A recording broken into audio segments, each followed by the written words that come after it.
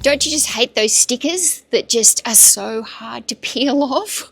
All the stickers that you try and peel off, and the little vintage books, they rip the paper. Oh, it's so frustrating.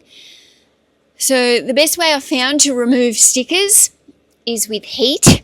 I do like to use a hairdryer sometimes, but my hairdryer is actually blown up. Not my hairdryer that I use for my hair, but my spare hairdryer for taking stickers off books. It actually blew up. So now I just use my little blow heater that I have next to my desk for when I'm working, and it does the trick. But if you try and just peel some of these stickers off without any heat, they will rip the paper on the book. They'll damage the book, and I don't like to do that. So quite often they put the sticker on the spine here, and it happens when you peel it off. It just rips all the paper. But if you just put a little bit of heat on it, and then you can use your nail or a peeler or whatever you want to use, and it gets the job done.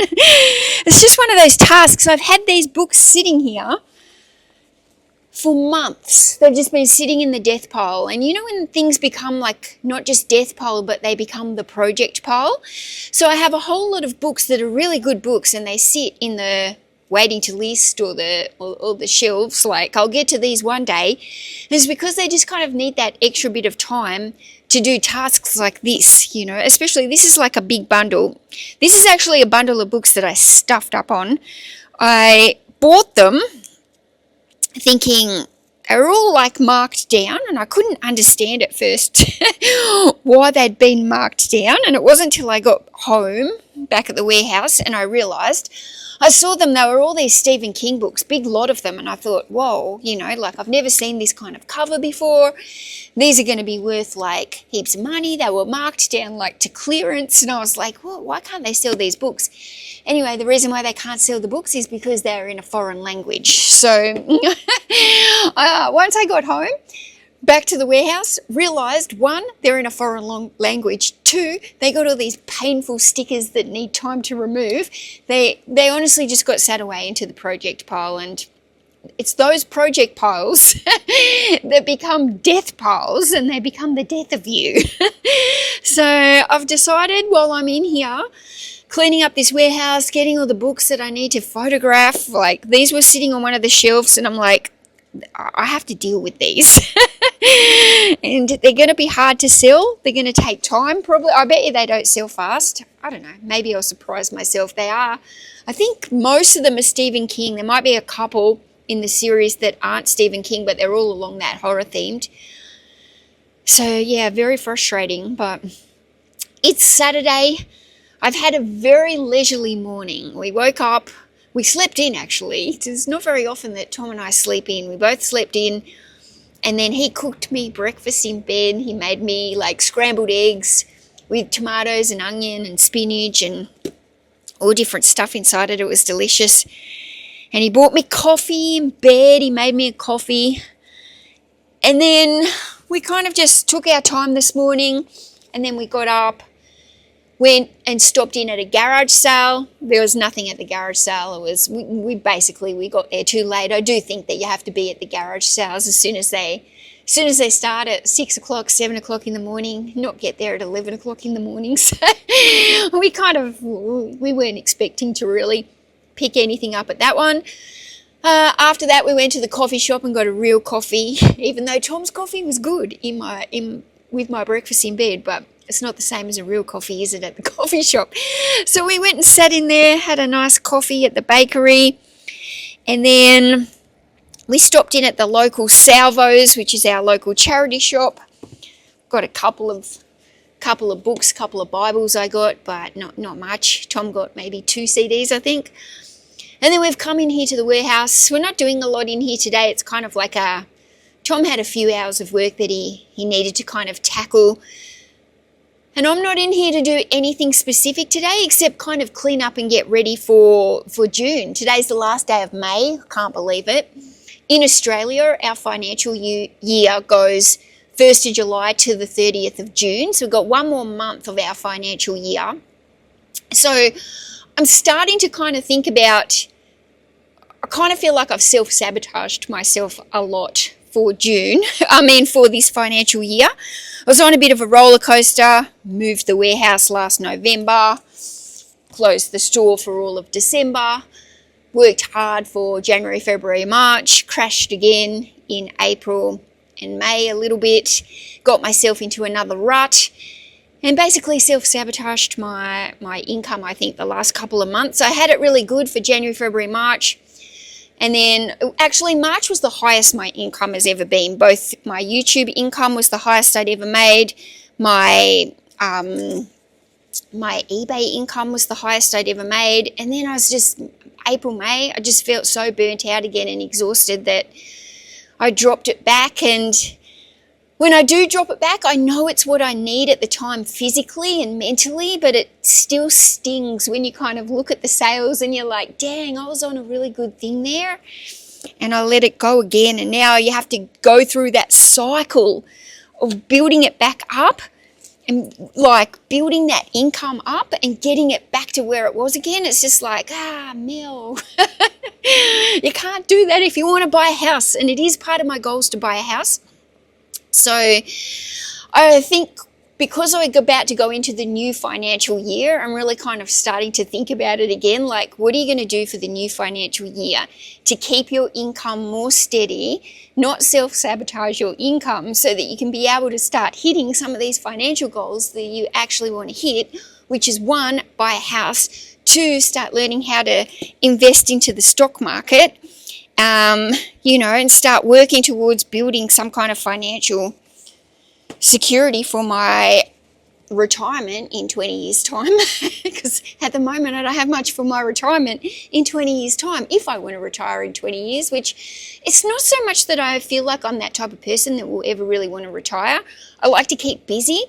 But I do like to have my freedom and I do like to have choices. And if I don't feel like working or if I feel like taking a month or 2 off, well, clearly from my past habits, I already like doing that kind of stuff. I like to have freedom. So building some financial security will give me some freedom as I go into the next 20 years or so. So yeah. So today I'm just coming in here to kind of reset the warehouse, because we're only in here for a few hours today. It's not so much that I don't need to take any more photographs. I've got plenty photographed. So really, the warehouse is kind of needing a little bit of a tidy up. Thought I'd just get ready for the week ahead. And yeah, that'll be fun. 2 more, 3 more, 2 more. I tell you what, as I'm sitting down on this floor, there's a lot of stickers. The floor needs a good clean up around this photography area and under my desk area. There's lots of little papers and lots of little stickers. Right, stickers done. Ugh.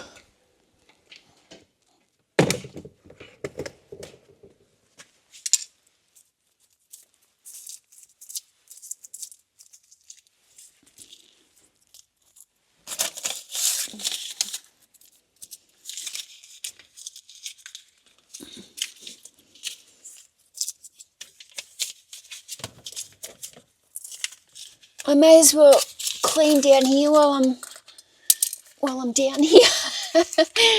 Spins. Ugh. Now I just want to show you how good my waiting to photograph pile is looking. It's neat, it's organised. The last video, if you watched it, you would have seen this whole floor area was just full of piles. It was messy, you couldn't hardly work it out. I've taken a lot of photos, I've neatened up my piles, I've put the books they're actually in size order. So this pile here, these are all large books. These ones are all medium books. These ones are medium books. These couple are small books. These ones are small books as well. I've got a big stack here of large books waiting to photograph. I'll just show you why I put them into piles when I'm photographing. It's because as soon as I finish photographing, they get put onto shelves. And when I have a shelf like this, the two piles on either end are always of large books. And then the pile in the middle is generally of medium books. I can put small books there, but I prefer to try and put the medium. Now the small books, what I do is I'm double stacking those. So there's 3 piles at the back and then 2 piles at the front. And I make sure I don't have 3 piles because I need to be able to shift these across when I'm searching for a book. But they're generally just like regular, like fiction, or not. They can be non-fiction, but they're that typical size of a standard size fiction book. And they're very light, they're not hard to move around. Whereas these books, which are often like bigger, heavier, hardcover, cookbooks, coffee table books, history books, or different types of books, these are very heavy, these piles, and they're harder to slide across. Some of them have got like dust cover jackets, and you just don't want to like be moving them around and damaging them so much. So if I have doubles in front of these kind of books, one, you can see there's not really enough room here to put like another big stack. So it's much easier to try and keep the shelves now with either 3 stacks or 5 stacks. And so it's better if I can keep the same type of books on the same type of shelves. Now I've been waiting to show you this because this is new into my warehouse. I've put 2 small trestle tables at the ends of these shelves because I've still got plenty of walkway here, except for the stripy bags, which I need to find a home for because there's too many of them and they're not fitting under my packing station at the moment. But these are only small trestle tables, so I've still got plenty of width here. I can still bring a trolley in, and I've still got easy movement to come in and pick the books. But what I've done here is I've separated the bundles from over at the photo station because all of these books were kind of getting buried over there with individual books.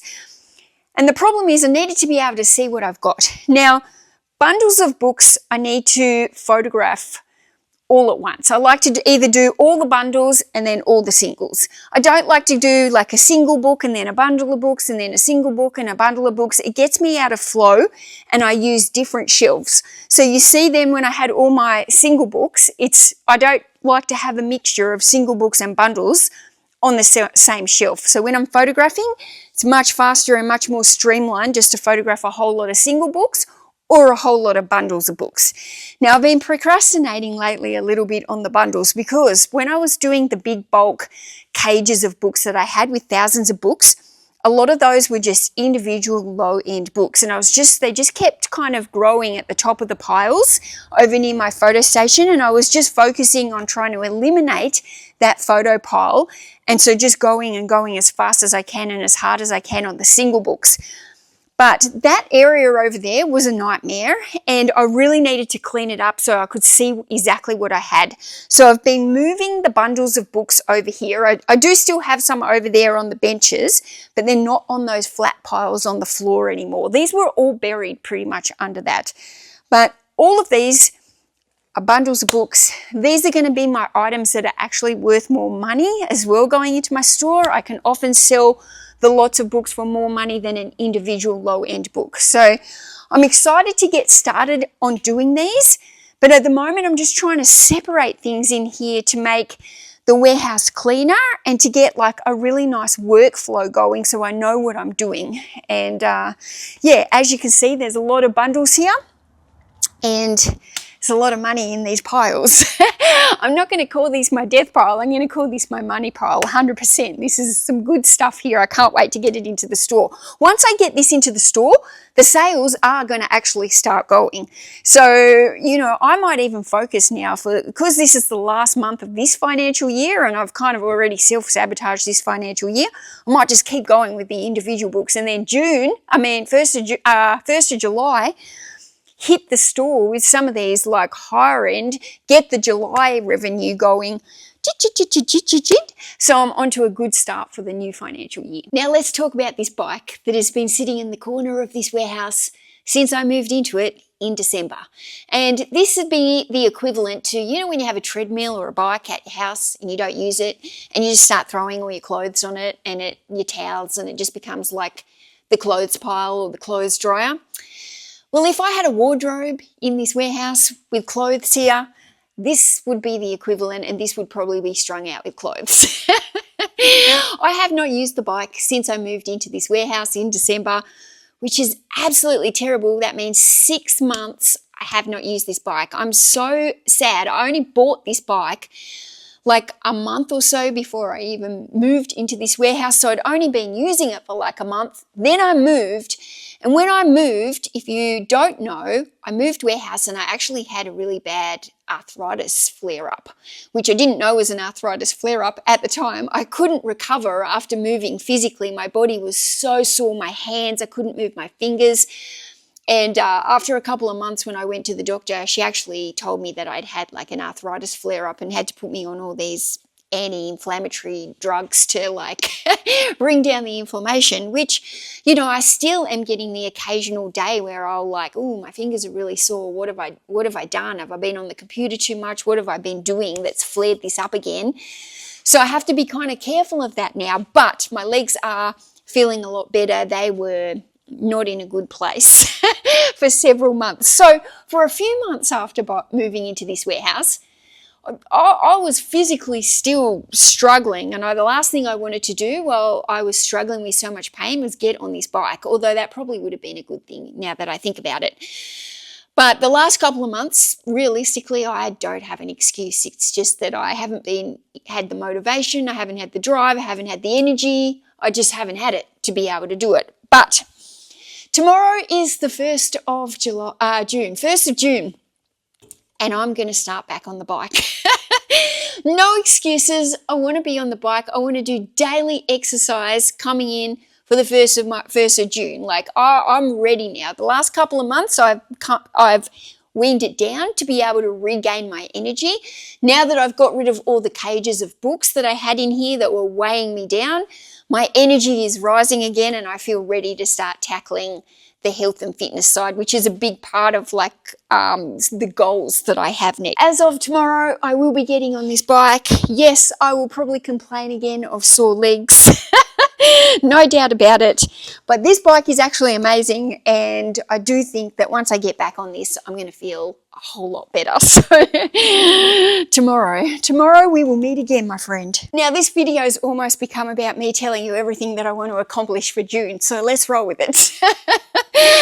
I have 2 books here that are on my hit list that I want to read. I don't know if I'll get through both of them in the month, but they're both books that I'm getting ready to read. Now, this one is called The Let Them Theory, and it's by Mel Robbins. Now, if you've never heard of Mel Robbins, highly recommend looking her up on YouTube. She's really amazing at talking about mindset and personal growth, and I just absolutely adore her. There's certain things that she does that remind me of myself in some ways. She was also diagnosed in her late 40s with ADHD, and I can just relate to her in so many ways. But I've watched some videos about this, but I've obviously not read the book. But the Let Them Theory is about what other people think of you. Like, let them. It's a mindset shift, so that stop people pleasing, stop worrying what other people think of you. It's just kind of like it's changing your thought process. So if somebody else thinks something about that or wants to do something that you don't agree with, let them. This one here, Buy Back Your Time, this one was actually recommended to me by my friend Jeremy, who is a really large coin seller here in Australia. Fantastic guy. He's been out here and checked out the warehouses and everything. And he's very inspiring. And he watched one of my videos and then he sent me a message and he goes, Mel, please buy this book and please read it. So every time somebody recommends a book to me, I do actually go and look into that book and see if it's something that I feel like I would like to read. I do it with my YouTube comments as well, and I'll often go and buy books that people recommend to me that think that will be useful for whatever it is that I'm going through. But I really respect Jeremy and his thoughts. So as soon as he said, please read this book, I was like, I have to go read it. So I instantly went onto eBay, ordered it, and this one, Buy Back Your Time. I do watch Dan Martell. Dan Martell. I'm always subscribed to his YouTube channel. I've seen many videos about him. He's very good with mindset and business and growth, and he does a lot of personal coaching and stuff like that. I'm excited to read this book as well, and I'm trying to decide now which one do I start first. The Let Them Theory or the Buy Back Your Time. Guys, put it in the comments, which book do I need to read first? If I asked Tom, he'd say this one, because he's constantly on my back to hire somebody to come in and help me get rid of these photos, which I think was the same mindset that Jeremy had. So put it in the comments, which book? Now I've got to clean this packing bench up. I might put that one with those.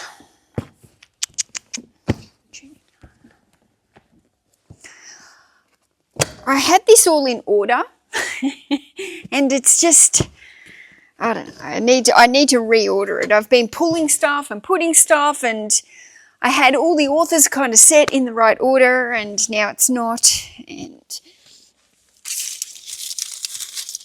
oh, there's rubbish everywhere. Now, what are these? Same author. I think that's a bundle of 3. I think that can go up. Got some Danielle Steele. Okay, let me just have a look. Let's make a bundle here. Looking for,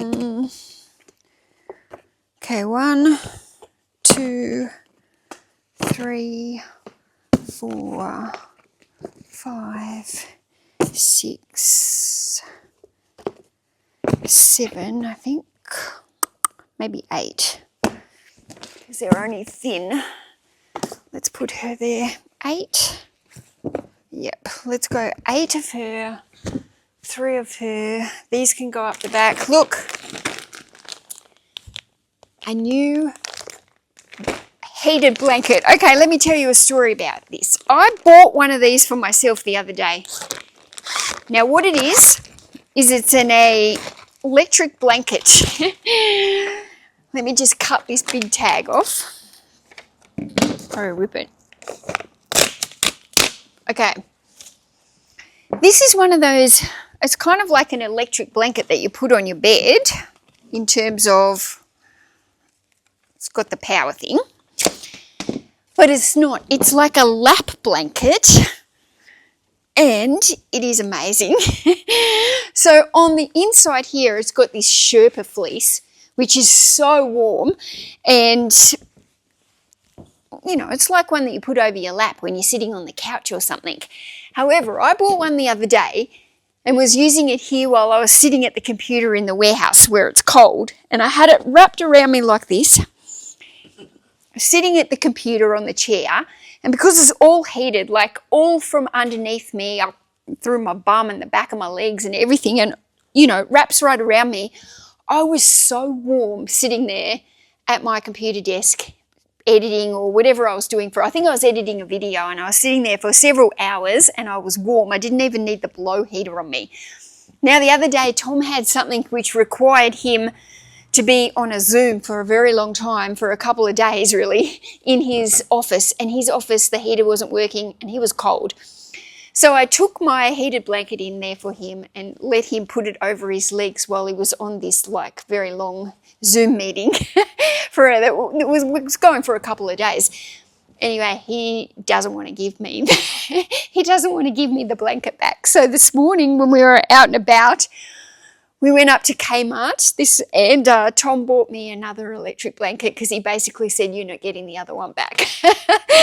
So if anyone works from their desk, if you're in Australia, Kmart, best $42 that you will ever spend. If you're not in Australia, I'm sure they have something of the likes in your local, I don't know, Walmart or wherever you get things, but this is going to live permanently over my thing. I might even get another one for at home, to be honest, for my desk at home, because it's actually much cheaper to run one of these than it is to run a blow heater, and I actually think it like keeps you like way warmer, so it's very good.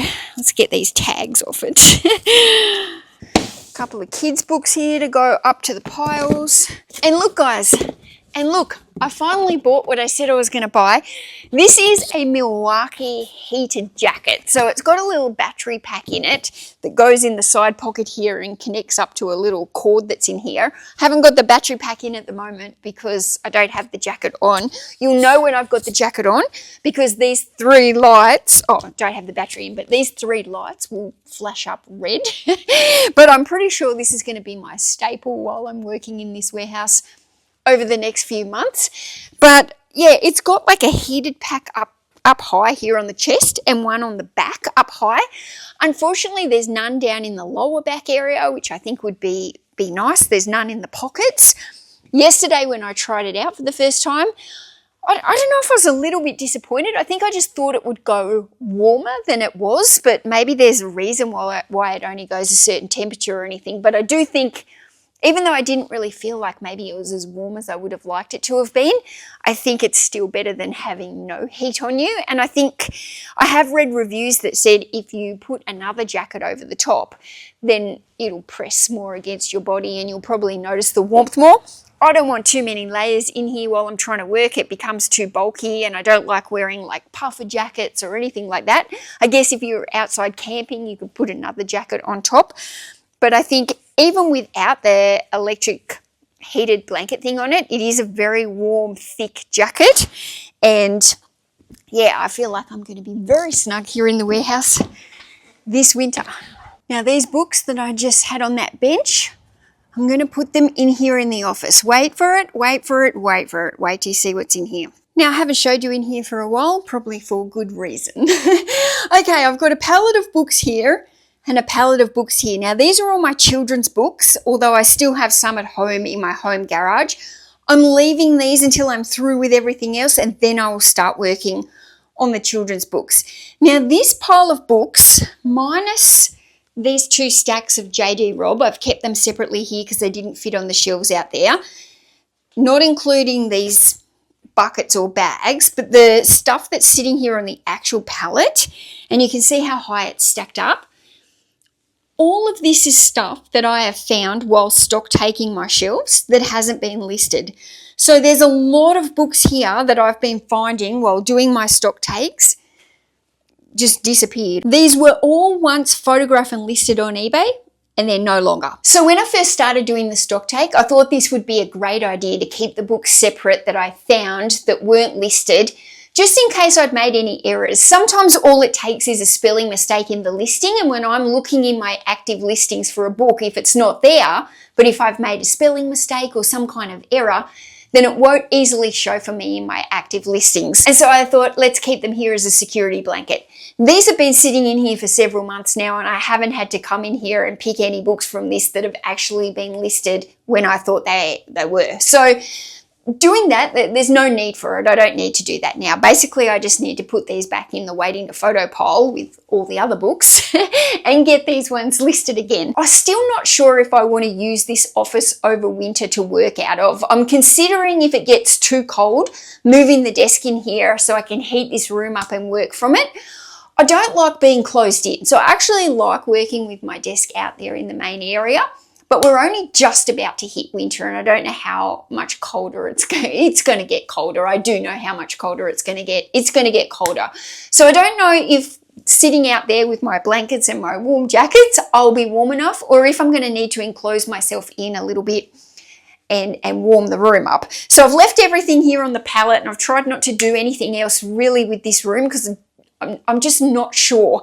I think ultimately all these kids' books, what I'd like to do is line this with shelves, and this might actually become like a kids' room where I have unlisted kids' books and I separate them into different publishers, different sizes, different types, whether or not they're more boyish books or girlish books. So I can make bundles that are more themed, and it would be good to have a designated area to do that, and I don't really have enough room out there. So one, I'm considering making this like a kid's room, either for unlisted and listed. And 2, these have to be moved into the waiting to photograph pile, but I've been trying to clear it and cull it down before I keep bringing more. I'd like to get the stuff that's already out there photographed and then start bringing this stuff out. Although there's probably some really good stuff in here because it's stuff that I have prior chosen to list into the store, and it's no longer here. Another job that I've got for June is I want to build another few bookcases to go along this wall, maybe 3 or 4.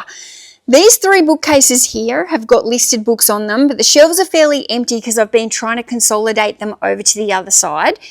And these 3 bookshelves have got books that are waiting to list. There's a few sets down here, but the majority of these are cookbooks. Now I've also got stacks on stacks here of cookbooks. Most of these I'm not going to list individually. Most of these are set aside for bundles, and they just need to be sorted. So that's what I want to use the few bookcases around here, and I might even end up going those few and then these 3 shelves also, depending on how much space I need. But I need to be able to organize these into genres to be able to bundle them up. So for example, maybe slow cooking would be one, maybe juicing would be another, maybe dietary books or Asian cuisine or whatever it is that I want to make bundles of.